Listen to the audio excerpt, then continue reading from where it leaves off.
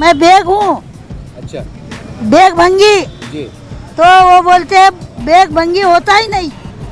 और तुमने जो शादी करे बेग भंगी से, मैं बोली साहब मैं मेरी जात नहीं बदली, समाज नहीं बदली, मैं कलमा पढ़ी हुई हूँ, मैं निकाह करी, मेरे बच्चे हैं और मेरे बच्चों को ठुकरा के तुम बोल रहे दराडे बोलता की बाई तू जातीने मांगी ना हास, माझं जर ऐकलं तर तुझं चांगलं होईल, तुझी नोकरी तू विकून टाक, नोकरी विकली तर मी तुझ्या मुलाला कुठलाही आण तुझ्या कास्टचा, मी त्याला एक अर्ध्या घंट्यामध्ये ऑर्डर देतो। तो मैंने क्या भीख मांगना, ऐसा गवर्नमेंट ने लिख के देना कि तू कटोरा लेके बैठ जा महानगर पालिका के सामने, जो भी लोगों की तनख्वाह होंगी या पेंशन होंगी तो हम तेरे को रुपया 2-2 रुपये डालेंगे, तू तेरे बच्चों को पाल। मेरा दिल था मैं चाहूँ कुत्ते से करूँ शादी या इंसान से करूँ, तुमको मेरे जात से मतलब नहीं। मैं एक एक सांप के पैर पड़ रही, मैं एक एक सांप के पास रो रही, मगर मेरी फरियाद कोई सुनने को तैयार नहीं है। अब हम नेताओं के बारे में कुछ बोल नहीं पाएंगे क्योंकि आज तुम बीजेपी बोल रहे, शिवसेना बोल रहे, आज सवेरे बोलते थे शाम में दूसरे पक्ष में जा रहे हो। अब उनका कुछ सच्चा नहीं है तो हमने किससे राय मागना अभी। आणि खूप मोठी काही नोकरी मागत नाही आहे, काय कमिशनरची कलेक्टरची नोकरी मागत नाही आहे, सफाई कर्मचाऱ्याची नोकरी मागतायत। राहुल शिरसाट, राष्ट्रवादी कांग्रेस कर्मचारी संगठना का मराठवाड़ा प्रदेशाध्यक्ष। आज हम महानगर पालिका के सामने इसलिए अनशन कर रहे हैं कि हमारे जो प्रलंबित कर्मचारी हैं, जिनके माँ बापों ने सफाई का काम करे और उनके आदेश के अंदर अगर मजदूर है, स्त्री मजदूर है, पुरुष मजदूर है और उनके नीचे लिखा हुआ है कि इन्होंने सफाई का काम करना, फिर भी ये लोगों को गए 3-4-5 साल से प्रलंबित रखा हुआ है, अपात्र करके घोषित करा हुआ है। तो हमारी ऐसी मांगनी है कि इनको प्रशासन ने काम पे लेने को होना और इनके ऊपर हुआ अन्याय दूर करना। सर ऐसे कितने कर्मचारी हैं, मतलब कितनी डिमांड है? मतलब 22 कर्मचारी हमारे। टोटल मतलब ऐसे मनपा में है कि और भी कोई नहीं, मनपा में है। मनपा के हर एक अलग अलग विभाग में इन्होंने सफाई के काम करे हुए हैं, वार्ड कार्यालय में। तो कितने साल से काम करे सर ये? फिर भी इनके पिताजी ने कम से कम 30 साल सफाई का काम करा और 30 साल सफाई का काम करने के बाद में फिर भी इनको जो है तो प्रशासन जो है तो इनको नियुक्ति नहीं दे रही। सर नई कारण क्या, मतलब जगह नहीं है क्या, कारण क्या, बजट नहीं है? आमतौर से क्या होता है सर कि इसलिए नहीं भरा जाता है कि बजट नहीं रहता? नहीं, बजट का कुछ भी नहीं है। इनको जो है तो इनका बजट नहीं मिला, इसलिए इनको प्रलंबित रखा हुआ है। अगर इनको बजट मिलता तो इनको प्रलंबित नहीं रखते थे, फिर कोई भी इसमें डाल के इनको नियुक्ति दे सकते थे।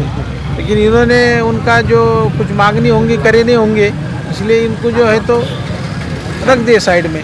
सर हमारे पास औरंगाबाद के जो लीडरशिप भी है, जो ऐसे समय पे कुछ ना आपका योगदान देते हैं, तो उनसे संपर्क किया कि आपके भी तरह प्रभाव पड़ता है नेता? करे ना। क्या मिला जवाब? क्या मिला जवाब? क्या वो बोलते करेंगे अपन, बाकी कुछ बोलते ही नहीं ना। फिर भी एक मुख्य कारण क्या है, मतलब कुछ लेने देने का मसला है, कुछ और दिगर बातें? नहीं, बस वही मसला है, बाकी कुछ नहीं। कोई कर्मचारी तो हम तो खराब होता है ऐसा कुछ तो नहीं है? नहीं, कुछ भी नहीं है ऐसा ये लोगों का। खाली इनके आदेशों में जो है तो सफाई मजदूर की बजाय मजदूर स्त्री मजदूर पुरुष मजदूर है, लेकिन आदेश के अंदर जो है तो इन्होंने सफाई का काम करना ऐसा उल्लेख है, फिर भी इनको वो नियुक्तियाँ नहीं दे रहे। अस्सलाम वालेकुम, जय भीम, जय महाराष्ट्र। हम गरीब लोग हैं, हमने सफाई का काम करे साहब और सफाई मजदूर हूँ मैं, और मेरे बच्चों को इसके खातर नहीं ले रहे कि तू मुसलमान बनी, जात की मांगनी है। मैं बोली साहब अगर मैं जात की मांगनी है, मैं अगर किसी से भी विवाह करती हूँ और मेरे बच्चों को तुम लेना नहीं चाहते, इसका कारण बताओ मेरे को।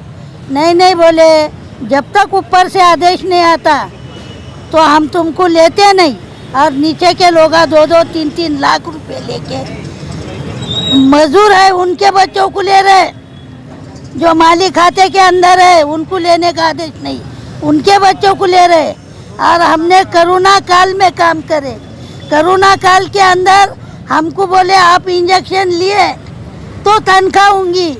हमने 2-2 वैक्सीन लेके, मेरे को अभी 9 महीने हो गए रिटायर होके, मैं एक सांप के पैर पड़ रही, मैं एक सांप के पास रो रही, मगर मेरी फरियाद कोई सुनने को तैयार नहीं है।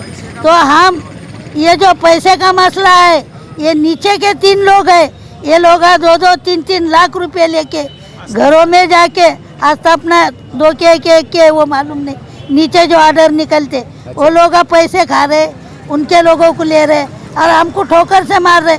अरे जाओ जाओ, जब तुम्हारा ऊपर से आदेश आएगा, मंत्रियों ने ऐसा भेजे कि जो मुस्लिम, मैं बेग हूँ, अच्छा बेग भंगी, जी, तो वो बोलते हैं बेग भंगी होता ही नहीं।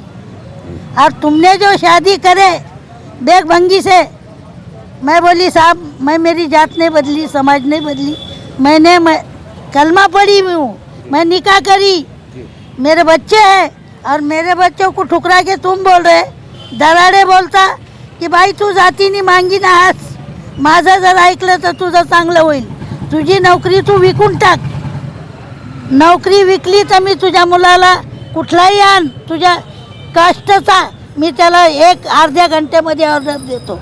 तो मैंने क्या भीख मांगना, ऐसा गवर्नमेंट ने लिख के देना कि तू कटोरा लेके बैठ जा हमारे महानगर पालिका के सामने, जो भी लोगों की तनख्वाह होंगी या पेंशन होंगी तो हम तेरे को रुपया 2-2 रुपये डालेंगे, तू तेरे बच्चों को पाल। मैं किस आधार पे जीना, कैसा जीना, मैं क्या आत्महत्या करना? वो बोलते आत्महत्या काय को करती, नौकरी बेच डाल, तू मांगनी हो क्या काय को मुसलमान से शादी करी, क्यों करी तेरे को? अरे ये मेरा दिल था, मैं चाहूँ कुत्ते से करूँ शादी या इंसान से करूँ, तुमको मेरे जात से मतलब नहीं। मैं नौकरी करी हूँ और 21 साल नौकरी करी, कभी एक ऑप्शन नहीं है मेरी, और मेरे को बोलते तू लीडर थी, तू लीडर है। मैंने साहब सुशील कुमार शिंदे साहब के पैर पकड़ के 1124 की भर्ती कराई, लीडर बोल के नहीं, गरीब बोल के कि गरीब है साहब। कुछ लोग मैं बोली ऐसे है, तो उनकी उम्र हो रही और वो बोलते आप तुम्ही नोकरीच्या योग्य नाही आहेत, तुम्हाला घेता येत नाही। जो लोग सफाई मजूर करे 20-30 साल जो नौकरी करे, उन लोगों को तुम ठोकर मार रहे, तो हम जैसे गरीबों ने किसको भीख मांगना? मेरा परत पाल कौन करेगा? पेंशन के ऊपर मेरा जीवन जी सकती क्या मैं? बस ये 2 शब्द बोलती हूँ और समाप्त। नहीं, आप ये बोलिए, आप सरकारी नौकरी पे थे का प्राइवेट पे थे आप? मैं गवर्नमेंट सर्वेंट थी ना, यहाँ की सरकारी नौकरी पे थी। ये किसके लिए बैठे आप, मतलब कौन सा आपके बच्चे के लिए बैठे आप? मैं मेरे बच्चे के लिए बैठी, मेरे बच्चे को अगर रोजी देंगे तो मैं जीऊँगी ना, मेरा बच्चा मेरे को संभालेगा। आज आम्ही महानगरपालिकेच्या मुख्य कार्यालयासमोर लाडपांगे समितीच्या गेल्या 5 वर्षापासून प्रलंबित असलेल्या कर्मचाऱ्यांच्या मुलांसाठी ज्यांनी ॲप्लिकेशन केलेले आहे सफाई कर्मचाऱ्याच्या नोकरीसाठी, त्यांना अशा कर्मचाऱ्यांना अद्यापपर्यंत यांनी नोकऱ्या दिलेल्या नाही आहेत आणि खूप मोठी काही नोकरी मागत नाही आहे, काय कमिशनरची कलेक्टरची नोकरी मागत नाही आहे, सफाई कर्मचाऱ्याची नोकरी मागतायत। या सर्व नियुक्त्या करण्याचे सर्व अधिकार हे माननीय आमच्या प्रशासक महोदयांचे आहेत, परंतु संबंधित आस्थापना विभाग या गोष्टीला दखल घेत नाही। या लोकांना जवळपास 3 ते 4 वर्षापासून टाळाटाळ करत आहे आणि हेतुपुरस्पर टाळाटाळ करत आहे। आम्ही 1 जूनला या ठिकाणी निदर्शने करून ही गोष्ट त्यांच्या निदर्शनास आणली होती।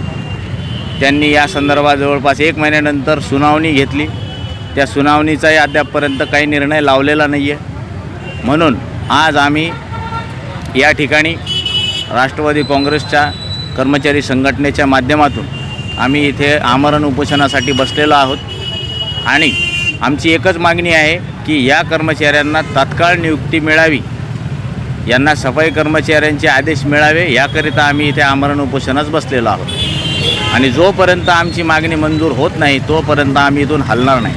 नाव राहुल मगाडे, मी शासनाला 7 नोव्हेंबर 2019 रोजी अर्ज केलेला आहे। तर मला 2 वर्षानंतर असं कळवण्यात आलं की तुम्ही अपात्र आहे, ते पण त्यांच्याकडून काही पत्र वगैरे काही आलेलं नाही। त्यानंतर मीच माहितीचा अधिकार टाकला. तेव्हा मला सांगण्यात आलं की तुम्ही अपात्र आहे. अपात्र करण्याचं कारण विचारलं तर त्यांनी सांगितलं की तुम्ही स्लम मजूर आहे. स्लम मजूर ॲक्च्युली स्लम मजूर हे काही नाही आहे. स्लम विभाग होता आपल्याकडं, ड्रेनेज विभाग, त्याला स्लम यांनी दाखवलेलं आहे. पण माझ्याकडे सफाई मजूरची ऑर्डर आहे. त्यानंतर मग मी काही दिवसानंतर माहितीचा अधिकार टाकला की स्लम मजूर हे पद कुठल्या आकृतीबंधात शासन निर्णयानं, राजपत्रानं किंवा मनपा उपविधीमध्ये उपलब्ध आहे का. त्यांच्याकडनं एक मला 94चा आर दिला त्यांनी. त्या आरमध्ये पण हे पद नाही आहे. पण लिखित ते काही देऊ नये लागलेले आहे. डायरेक्ट त्यांनी अपात्र केलं. अपात्र कुठल्याही प्रलंबित कर्मचाऱ्याला करता येत नाही. केवळ मला एकट्याला यांनी हेतू पुरस्पर अपात्र केलेलं आहे. कारण अपात्र करण्याचं एकच कारण असतं, फक्त क्लास 3ची ड्युटी. नाही तर प्रत्येक जणाला यांनी शासनाचं मार्गदर्शन मागवलेलं आहे. त्याच्यानंतर काही दिवसांनी काही कर्मचाऱ्यांना शासनाचं मार्गदर्शन असं मागवलेलं असताना काही कर्मचाऱ्यांना यांनी घेतलेलं आहे. मग त्यांना कुठलं शासनाचं मार्गदर्शन आलेलं आहे हे आम्हाला तुमच्या माध्यमातून तरी कळवण्यात यावं. कारण यांना आम्ही वारंवार विनंत्या करूनही हे आम्हाला देत नाही आहेत. आता तुम्हीच आमचं एक मधले दुवा बनून तुम्ही तरी आम्हाला सांगू शकता की ज्या लोकांना यांनी घेतलेलं आहे त्यांना कुठलं शासनाचं मार्गदर्शन आलेलं आहे. सर, हमारे पास चौधरी साहब नए कमिश्नर, नए आयुक्त आए, इसके बारे में इनसे क्या रहेंगे, क्योंकि नए आए. देखो, अभी आयुक्त साहब को तो अभी कुछ मालूमात नहीं होंगी ये प्रकरण क्या है, कुछ नहीं. उन्होंने उनसे पूछना या हमसे डायरेक्ट ही मिलना, क्योंकि वो उनको अभी क्या बोलेंगे वो उनके फेवर में बोलेंगे. आयुक्त साहब से हमारी इतनी दरख्वास्त रहेगी कि उन्होंने हमसे डायरेक्ट आके मिलना, हमसे पूछना हमारी दिक्कतें क्या है, हमको ले रहे क्यों नहीं है, ये हमारी आपसे विनंती है. सर, हमने देखा है कि महानगर पालिका पिछले 25 सालों में बीजेपी और शिवसेना के ये बड़े बड़े नेता हैं, ये आपका नेतृत्व करते थे, आपकी मांगों के लिए आवाज़ उठाते थे. क्या कहेंगे उनके ऊपर आप? देखिए, अब हम नेताओं के बारे में कुछ बोल नहीं पाएंगे, क्योंकि आज तुम बीजेपी बोल रहे, शिवसेना बोल रहे, आज सवेरे बोलते थे शाम में दूसरे पक्ष में जा रहे हो. अब उनका कुछ सच्चा नहीं है तो हमने किससे राय मांगना अभी. नहीं, क्योंकि वो आपके लिए लड़ाई लड़ते थे हमेशा, हमने देखा है औरंगाबाद के अंदर. अब कहाँ लड़ाई लड़ रहे हैं. अब हम 4-5 साल हो गए, किसने आवाज़ उठाई हमारे. अभी हम राष्ट्रवादी कांग्रेस संगठन की तरफ से आए हैं. अभी हमें 100% गारंटी है कि यहाँ हमें न्याय मिलेगा.